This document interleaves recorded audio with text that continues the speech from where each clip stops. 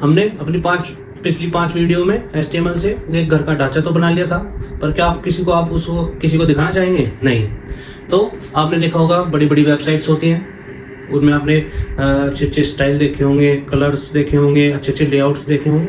तो वो कैसे बनते हैं, तो वो आज हम सीखेंगे और पढ़ेंगे। और अपनी जो हमने HTML बनाई थी उसे हम आज मतलब बहुत ही सुंदर करेंगे। और CSS की फुल फॉर्म क्या होती है?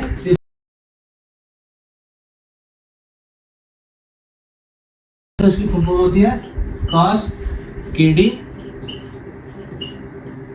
Style sheet. पर सिंपल भाषा में बोले तो ये होते हैं वेबसाइट का मेकअप, मतलब उसे कलरफुल करना, उसे सुंदर सुंदर सजाना, उसके लेआउट को डिजाइन करना। तो उस सिंपल भाषा में वही होती है। और CSS 3 प्रकार की होती है जैसे हम यूज करते हैं। एक होती है इंटरनल, एक होती है इनलाइन और एक होती है एक्सटर्नल। मैं आपको वही चीजें पढ़ाऊंगा जो आपके काम आएगी आगे चल के।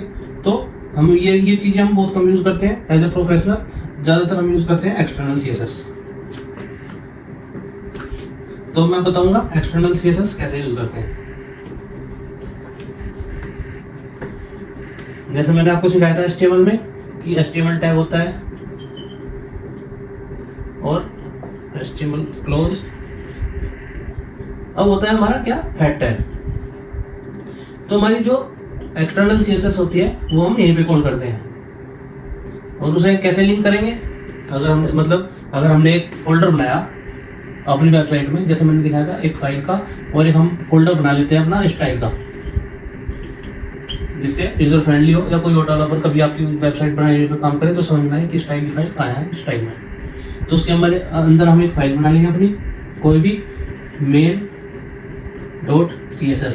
हमेशा जैसे HTML की फाइल बनती थी .html, ऐसे ही CSS की बनती है .css।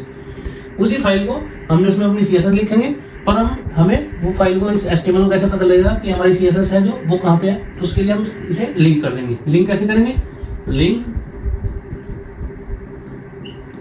ref स्टाइल शीट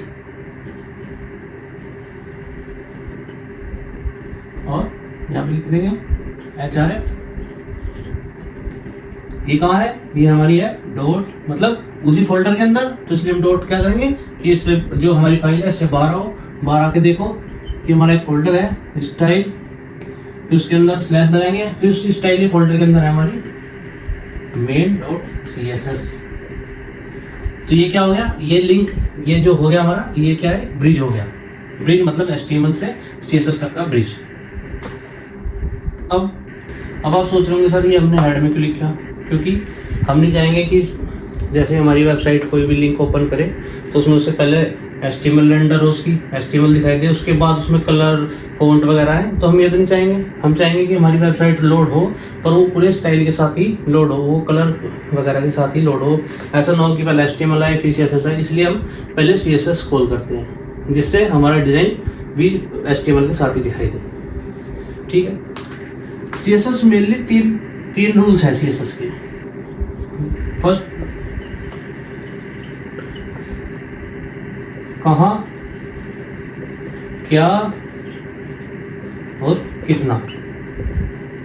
मतलब कहाँ, क्या और कितना। जैसे कहाँ का मतलब है कि हमें, जैसे हमने h1 टैग बना लिया और किसी भी CSS को लगाने से पहले हम लिखेंगे क्लास हमने इसकी बना ली फर्स्ट हेडिंग। इसमें स्पेस नहीं देना, एक बात हमेशा ध्यान रखिए, स्पेस नहीं देना। अब जब तक इसमें स्पेस नहीं देंगे ये एक क्लास बन जाएगी आपकी क्लास। और h1 लिख लेंगे हम हेडिंग 1। अब हम इसमें CSS कैसे लगाएंगे?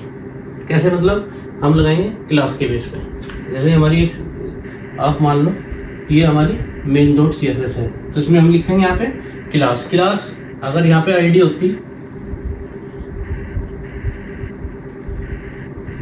तो आईडी के लिए यूज करते हैं हम हैज, और क्लास के लिए यूज करते हैं हम डॉट। तो हम क्लास के अभी आप इतना ही समझो कि जैसे हमने एक HTML में क्लास ली, क्योंकि हम एक्सटर्नल CSS यूज कर रहे हैं। अगर हमारी इनलाइन CSS होती तो यहीं पे स्टाइल लिखते और उसमें CSS लिखने शुरू कर देते, पर वो एक अच्छा तरीका नहीं होता। पर जैसे हमने अभी क्लास ली फर्स्ट हेडिंग, क्योंकि हमें सिर्फ हेडिंग को ही अभी के लिए स्टाइल करना है। अब फर्स्ट क्लास होगी, इसे अब ब्रैकेट ओपन किया और यहाँ पे ब्रैकेट क्लोज कर दिया। अब इसके बीच में हम यहाँ पे CSS लगाएंगे। अब कहाँ का मतलब यहाँ कि 3 रूल हो गए ना इसके, मैंने कहाँ, क्या और कितना। कहाँ का मतलब है कहाँ लगनी है CSS। फर्स्ट हेडिंग मतलब इस हेडिंग के लिए कहाँ, इस हेडिंग पर। फिर क्या मतलब क्या बदलना है इसमें, हमें बदलना है इसका कलर। ऐसे ही लिखते हैं, कलर रेड, ऐसे बंद करते हैं। तो यानी कहाँ का मतलब H1 पर, क्लास क्या है इसकी H1। क्या मतलब हेडिंग, क्योंकि ये हेडिंग है इसकी। और कितना मतलब सिर्फ हमें इसका कलर चेंज करना है। तो ये 3 रूल है, 3 रूल अपना सिंपल ध्यान रखें, मैं सिंपल पढ़ा रहा हूँ बिल्कुल। कहाँ, क्या, कितना। कहाँ H1 पर, क्या हेडिंग, कितना सिर्फ कलर। अगर हमें लिखना है इसका, अब कलर के लिए हम कलर यूज़ कर लिया। अब हम लिखेंगे सर हमें इसका फॉन्ट साइज बड़ा करना है। अभी हमारी हेडिंग कहीं पे आउटपुट है वो इतना बड़ा लिखा आ रहा है,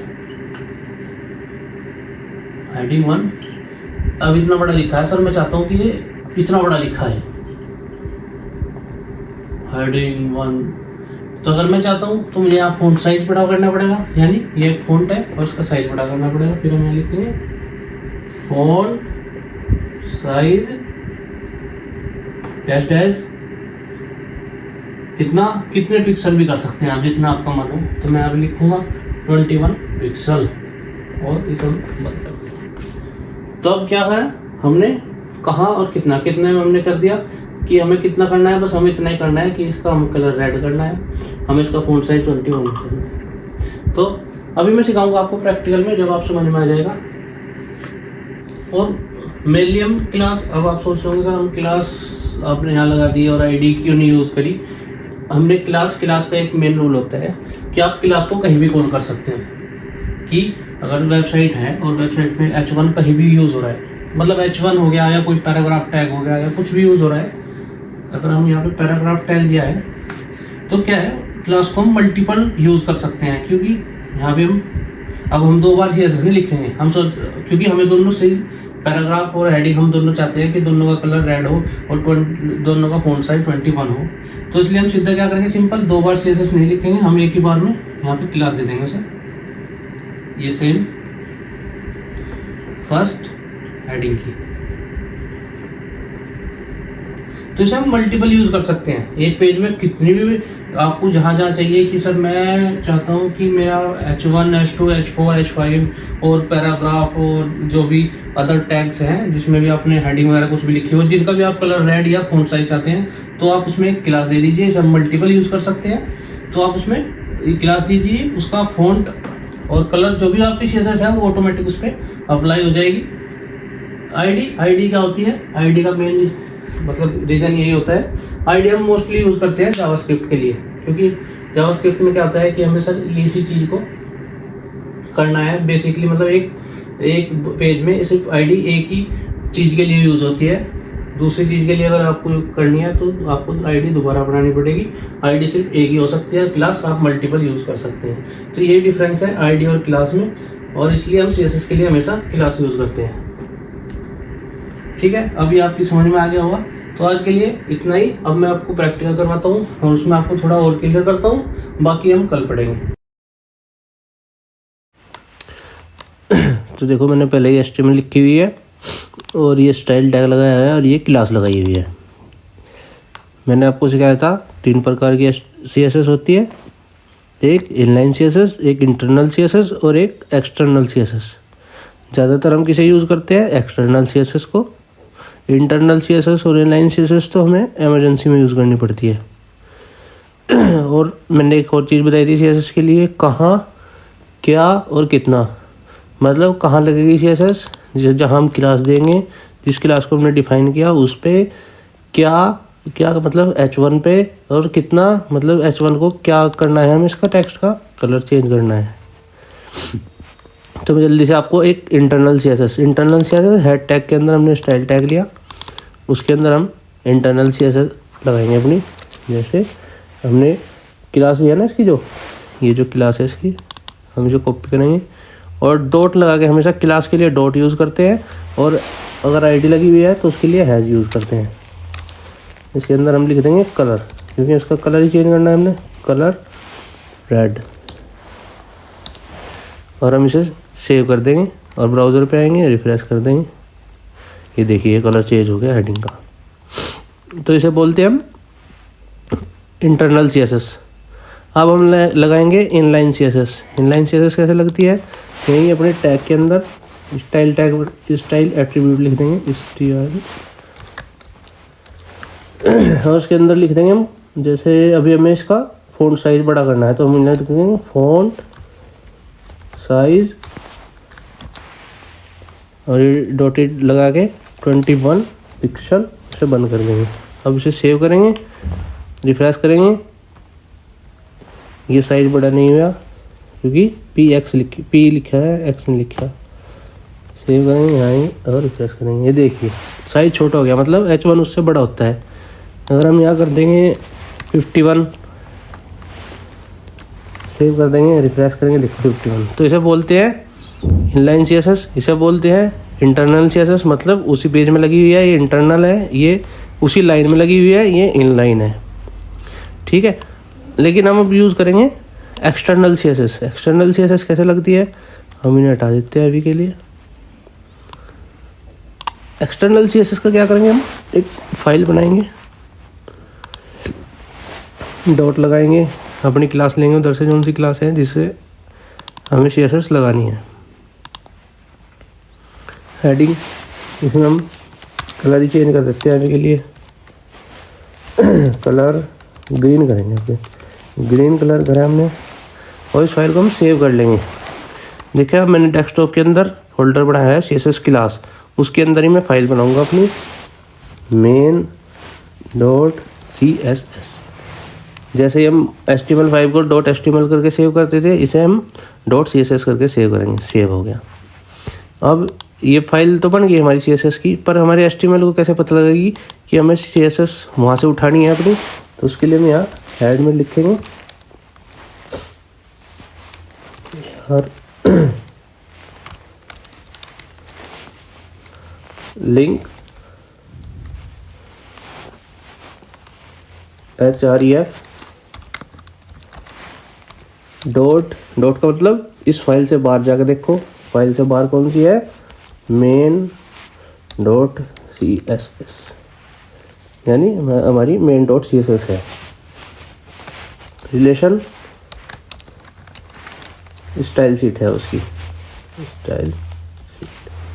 सेव करेंगे, यहाँ आएंगे, रिफ्रेश करेंगे, ये देखो फाइल इंक्लूड होगी और कलर चेंज हो गया। ज़्यादातर ये यूज़ होती है साइज, मतलब जैसे भी डेवलपर जो भी काम करते हैं, आप भी इन फ्यूचर अगर कहीं जॉब करोगे या अपना कोई फ्रीलांसिंग पे काम करोगे तो ऐसे ही काम करना। main.css ये होगी एक्सटर्नल CSS। ये क्या, हमने एक ब्रिज बना दिया, ये लिंक है, ये इस पेज से उस पेज के लिए एक लिंक है। तो ऐसे ही होती है इनलाइन CSS और इंटरनल CSS। अब आप सोच रहे होंगे सर आईडी में और क्लास में क्या डिफरेंस है। आईडी और क्लास में डिफरेंस है, अगर मैं नीचे एक पैराग्राफ टैग बनाता हूँ,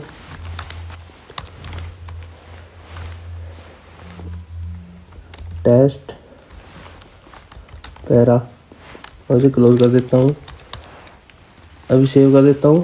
ये देखो सेव करने के बाद ये ऐसा आ गया। अब मैं चाहता हूँ कि ये भी ऐसा ही आए जैसा हेडिंग आ रही है, तो मैंने यहाँ पे क्लास लगा दी और ये सेव कर दूँगा और पेज पे आऊँगा और रिफ्रेश करूँगा।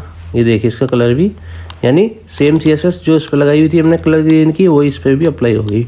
तो इसलिए हम क्लास को मल्टीपल यूज़ कर सकते हैं, क्योंकि हम चाहते हैं कि हमारी बहुत HTML लिखी हुई है किसी पेज पे, और हम चाहते हैं कि वो HTML नीचे भी जो हेडिंग है या कोई टेक्स्ट है और उसका कलर भी हमें ग्रीन करना है, तो हम सेम क्लास को वहाँ पे अप्लाई कर देंगे।